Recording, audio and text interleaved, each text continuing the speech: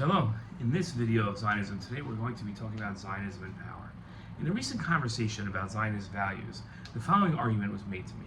The Jewish people were never meant to rule over another people, and doing so contradicts all Zionist values.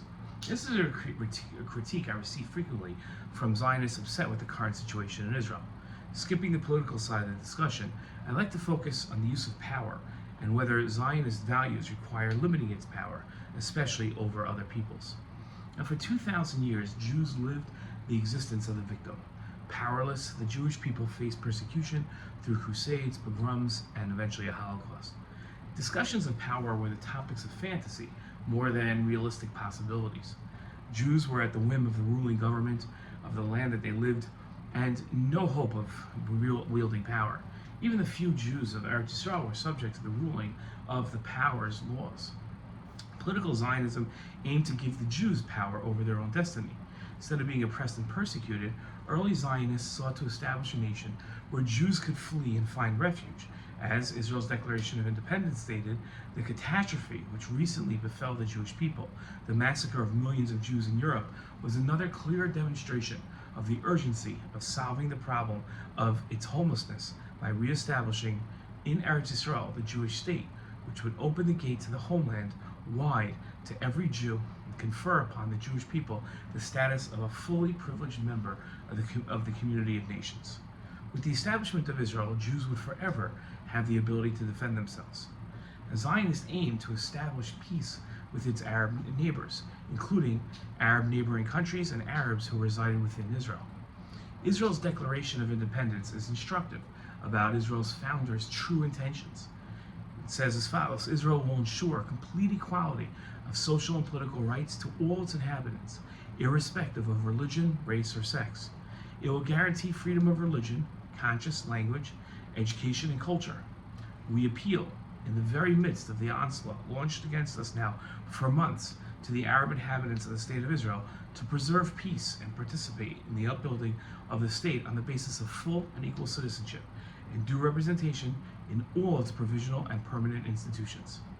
Early Zionist leaders debated how to handle the Arab inhabitants of Palestine.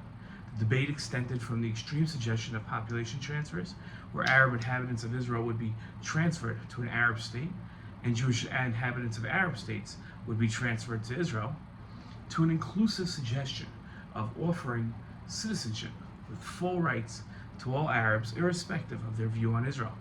In the end, Arabs who lived within Israel's borders, as established in 1948, were given Israeli citizenship with full and equal rights to Israel's Jewish citizens.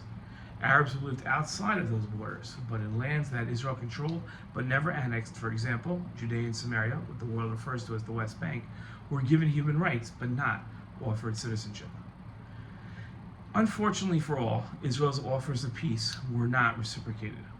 Arabs from a multitude of countries outside and inside of Israel fought against Israel instead of accepting its call for peace. Israel was forced to rule over enemy Arabs found inside Israel's borders when the armistice lines were drawn to end the Independence War in 1948.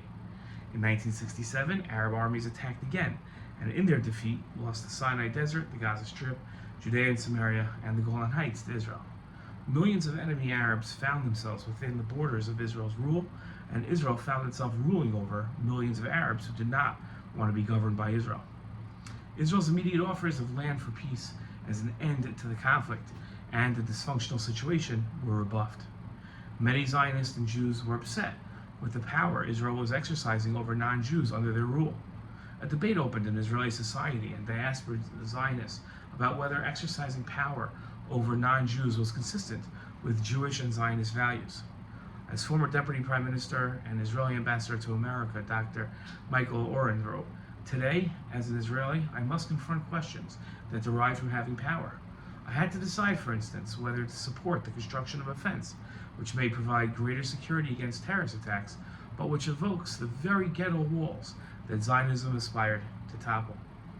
Ruth Wise echoed these sentiments, writing, "In trying to withstand the Arab assault, Israelis, Jews, and concerned third parties tripped again and again over the same issue of power that impeded the development of Jewish political history to begin with. Jewish tradition is clear about ruling over others. As Maimonides wrote, If the enemy accepts the offer of peace, they should be subjugated. If they agree to tribute but do not accept subjugation, or if they accept subjugation but do not agree to tribute, their offer should not be heeded. In his well-known essay, The Iron Wall, Zev Jabotinsky wrote, "The inhabiting of the land can, therefore, continue and develop only under the protection of a force independent of the local population, an iron wall which the native population cannot break through." This does not mean that any kind of agreement is possible. Only a voluntary agreement is possible. But the only path to such an agreement is the iron wall. That is to say, the strengthening in Palestine of a government without any kind of Arab influence. That is to say, one against which the Arabs will fight. In other words, for us, the only path to an agreement in the future is an absolute refusal of any attempts at an agreement now. Former Israeli ambassador to America, Ron Dermer, addressed Jewish power in the context of the Holocaust. What is the lesson of the Holocaust to Jews? Is the lesson that we have to teach tolerance? Do we need 6 million to die to teach tolerance? We didn't need the Holocaust to teach tolerance. The lesson of the Holocaust is that the Jewish people need power. That's the lesson of the Holocaust. Jews are uniquely uncomfortable with the idea of power because there's a price of power. You know what that price is? It's imperfection. When you are sovereign, you are imperfect. When you are a victim, you can be morally perfect. I would rather be sovereign and imperfect. Today, the debate continues in a healthy way. Zionists disagree whether they should be ruling over others. Zionists on the left side of the political spectrum strongly oppose ruling over non-Jews and are willing to sacrifice land to exit a situation that they feel erodes the moral fabric of Israeli society. Zionists on the right see ruling over others a part of Jewish tradition and have no issue with it.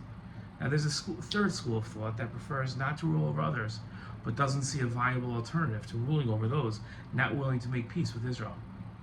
While the Knesset ultimately decides policy for the state of Israel, each Zionist must draw their own conclusions about Zionism and power. Shalom.